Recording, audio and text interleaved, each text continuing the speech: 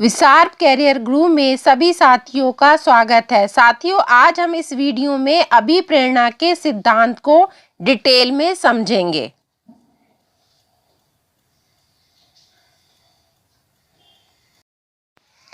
देखिए साथियों, अभिप्रेरणा के सिद्धांत पहला है आपका मूल प्रत्ययात्मक सिद्धांत। इसको मूल प्रवृत्ति भी कहते हैं। विलियम मैकडूगल ने मनुष्य और जीव जंतुओं के व्यवहार की व्याख्या करने के लिए मूल प्रत्ययात्मक सिद्धांत का प्रतिपादन किया था। अगर आपसे पूछ लिया जाए कि मूल प्रवृत्त्यात्मक सिद्धांत का प्रतिपादन किसने किया था, तो साथियों आप कहेंगे मैकडूगल ने। तो एक प्रश्न यहां से बनता है, विलियम मैकडूगल को मूल प्रवृत्ति का जनक माना जाता है। अगर आपसे पूछ लिया जाए कि मूल प्रवृत्ति का जनक किसे माना जाता है, तो आप बोलेंगे विलियम मैकडूगल। विलियम मैकडूगल ने 14 मूल प्रवृत्तियां बताई हैं। कितनी? 14। अगर आपसे पूछ लिया जाए कि 14 मूल प्रवृत्तियां किसने बताई हैं, तो आप बोलोगे विलियम मैकडूगल ने। अगर एक क्वेश्चन ऐसे बन गया, क्वेश्चन ऐसे भी बन सकता है कि विलियम मैकडूगल ने कितनी मूल प्रवृत्तियां बताई हैं, तो कितनी बताई हैं? 14 बताई हैं। बन गए क्वेश्चन आपके। और प्रत्येक मूल प्रवृत्ति से जुड़ा हुआ एक संवेग होता है। अगर आपसे पूछ लिया जाए कि मूल प्रवृत्ति से जुड़ा हुआ क्या होता है, तो आप बोलोगे संवेग होता है। संवेग उत्पन्न होने पर जो क्रिया होती है उसे मूल प्रवृत्ति कहते हैं। क्या कहते हैं?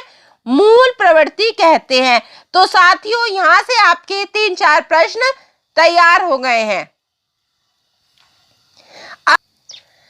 अब देखिए साथियों, मुख्य संवेग कितने हैं? 14। देखिए पहला है भय, यह है हमारे संवेग, इधर वाले हमारे संवेग हैं, और ये है हमारे मूल प्रवृत्ति। ठीक है ना। भय कैसा है? पलायन। क्रोध है ना, क्रोध की मूल प्रवृत्ति आ जाए तो क्या बोलेंगे इसको हम? युयुत्सा। इसका मतलब है युद्ध करने की इच्छा। भूख संवेग है हमारा, इसकी मूल प्रवृत्ति क्या है हमारा? भोजनावेशण। घृणा संवेग है हमारा, इसकी मूल प्रवृत्ति है प्रियता। अब हमारा संवेग है वात्सल्य, मूल प्रवृत्ति है पुत्र कामना। अगला संवेग है कष्ट, मूल प्रवृत्ति है संवेदना। अगला संवेग है आश्चर्य, मूल प्रवृत्ति है हमारी जिज्ञासा। अगला संवेग है हमारा कामुकता, इसका मूल प्रवृत्ति है हमारी काम। आत्महीनता, मूल प्रवृत्ति विनीत भाव। आत्माभिमान, मूल प्रवृत्ति है आत्म प्रदर्शन। एकाकीपन संवेग जो है उसकी मूल प्रवृत्ति है सामूहिकता। अधिकार भावना, मूल प्रवृत्ति है संग्रह। रचना अनुभूति, इसकी मूल प्रवृत्ति है हमारी रचना प्रवृत्ति। आमोद संवेग है, इसकी मूल प्रवृत्ति है हमारी हास्य। ये सब हमारी कितनी है? 14 मूल प्रवृत्तियां हैं। अब देखिए मूल प्रवृत्ति की विशेषताएं क्या हैं, ध्यान से समझना। मूल प्रवृत्तियां सार्वभौमिक होती हैं। कैसी होती हैं? सार्वभौमिक होती हैं। मूल प्रवृत्तियां जन्मजात होती हैं, ये जन्म से ही होती हैं। मूल प्रवृत्तियां आदतों से भिन्न होती हैं। मूल प्रवृत्तियों में 3 क्रियाएं शामिल होती हैं। कितनी क्रियाएं? 3 क्रियाएं शामिल होती हैं। कौन कौन सी? ज्ञानात्मक, भावात्मक और क्रियात्मक। मूल प्रवृत्तियां व्यक्ति को क्रिया करने के लिए प्रेरित करती है। क्या करती है? क्रिया करने के लिए प्रेरित करती है। मूल प्रवृत्ति व्यक्ति के व्यवहार को संचालित करती है। मूल प्रवृत्तियों की मात्रा सभी व्यक्तियों में समान नहीं होती। मूल प्रवृत्तियां परिवर्तनशील होती हैं। ठीक है ना? सारी मूल प्रवृत्तियों को आपको पढ़ना पड़ेगा और ये समझना है। क्वेश्चंस इनमें से कहीं से भी पूछ लिया जाएगा। जब आपको डिटेल अच्छे से पता है तो प्रश्नों को आप एकदम लगा देंगे। अब देखिए दूसरा सिद्धांत, मनोविश्लेषणात्मक सिद्धांत। सिद्धांत के अनुसार और चेतन में अमित इच्छाएं व्यक्ति को क्रिया करने के लिए प्रेरित करती हैं। क्या करने के लिए? क्रिया करने के लिए प्रेरित करती हैं। अगर आपसे पूछ लिया जाए कि मनोविश्लेषणात्मक सिद्धांत के प्रतिपादक कौन थे, तो आप बोलेंगे सिगमंड फ्रायड। ठीक है ना? नोट कर लेना आप। अगला है उपलब्धि अभिप्रेरणा सिद्धांत। उपलब्धि अभिप्रेरणा सिद्धांत, इसको समझिए। इस सिद्धांत का प्रतिपादन किसने किया था? डेविस मैक्लेलैंड के द्वारा किया गया। इनके सहयोगी कौन थे? एटकिंसन, होयनगर, डेविस, मैक्लेलैंड हार्वर्ड विश्वविद्यालय के मनोवैज्ञानिक थे।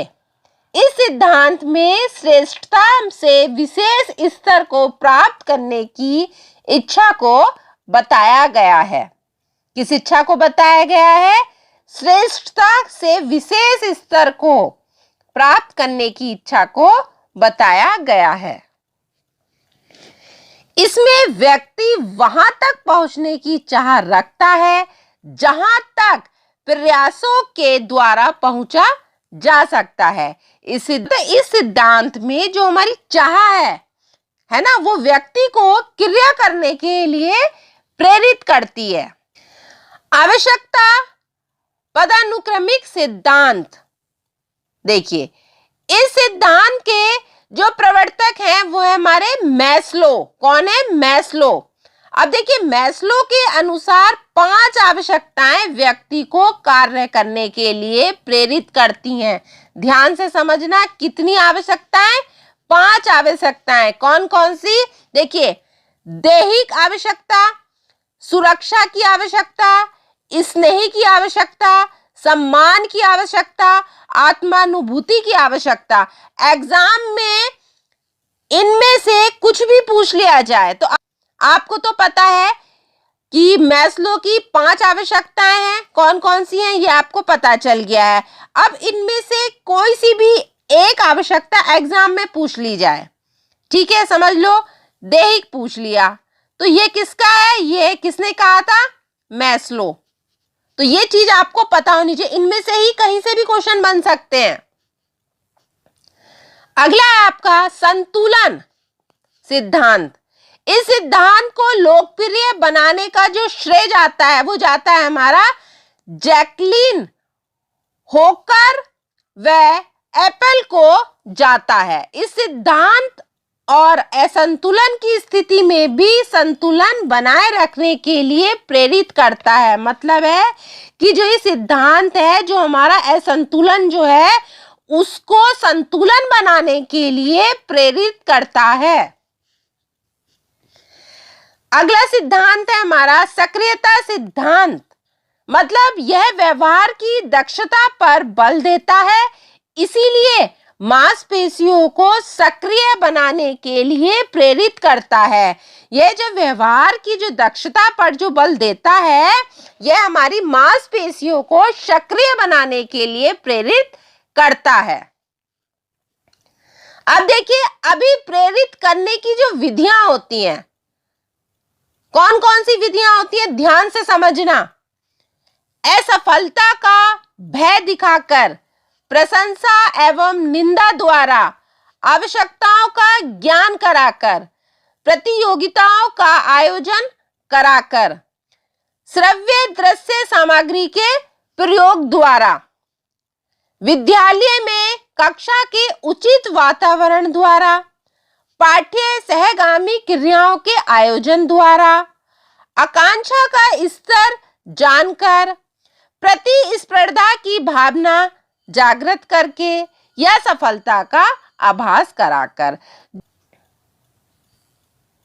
यह हमारी अभिप्रेरित करने की विधियां हैं। कितनी है? ये हमारी 10 विधियां हैं। इनको अच्छे से समझ लीजिए। अब देखिए, इन विधियों में से कोई सी भी आ जाए लिखी हुई तो आपको पता है ये अभिप्रेरित करने वाली विधियां हैं। अब देखिए, अधिगम में अभिप्रेरणा का जो महत्व होता है वो क्या होता है, इसको समझ लीजिए। व्यवहार को नियंत्रित करने में सहायक करता है, ध्यान केंद्रित करने में सहायक करता है, चरित्र निर्माण में सहायक करता है, लक्ष्य प्राप्ति में सहायक करता है, अधिगम तत्परता जागृत करने में सहायक करता है, रुचि जागृत करने में सहायक करता है, ये हमारी मानसिक क्रियाओं के विकास में सहायक होता है, अनुशासन स्थापित करने में सहायक होता है, आत्म नियंत्रण में सहायक होता है ना। अधिगम की जो गुणवत्ता है उसे बढ़ाने में भी ये सहायक करता है। तो ये सब क्या हो गए हमारे अधिगम के अभिप्रेरणा का महत्व। तो ये महत्व आपको पता होना चाहिए, आपको विधियां पता होनी चाहिए, आपको सिद्धांत पता होने चाहिए और उनके प्रतिपादक भी पता होने चाहिए। ये इन्हीं में से ही प्रश्नों को पूछ लिया जाता है। अब जैसे आपकी 14 मूल प्रवृत्ति है तो कोई सी भी मूल प्रवृत्ति पूछ ली जाएगी। 14 प्रश्न आपके यहाँ तैयार है मूल प्रवृत्ति से। बाकी ये जितनी डिटेल है अब आप समझ लीजिए कि कितने प्रश्न तैयार हो सकते हैं। ठीक है ना। आज हमने इस वीडियो में सिद्धांत और मूल प्रवृत्तियों को अच्छे से पढ़ लिया है। अगली वीडियो में हम परिभाषाएं को डिटेल में समझेंगे। तो मिलते हैं अगली वीडियो के साथ।